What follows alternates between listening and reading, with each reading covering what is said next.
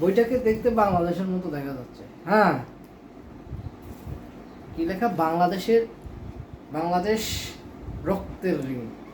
লিখেছেন কে? Anthony মাসকার harness.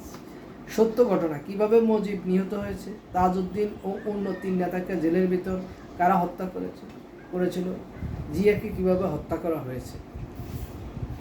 এমন এই সেই ভদ্রলোক। উনি মুক্তি সংগ্রামের শুরু ও তার আগে সত্যনিষ্ঠ প্রতিবেদনের জন্য অ্যান্থনি থেকে বাংলাদেশের সঙ্গে অ্যান্থনি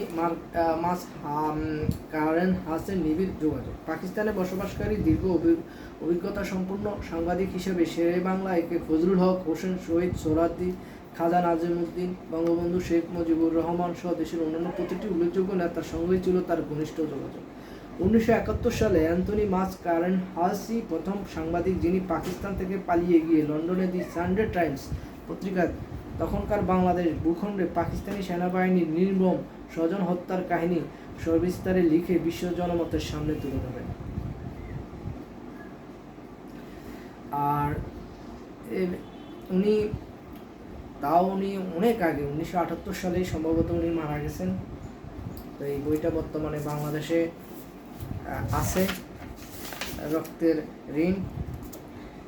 আর এটা অনুবাদ করেছে মোহাম্মদ শাহজাহান হাক্কানি পাবলিকার্স থেকে। এই প্রজন্মকে এই বইটা সম্বন্ধে অবশ্যই জানতে হবে। সকলকে ধন্যবাদ।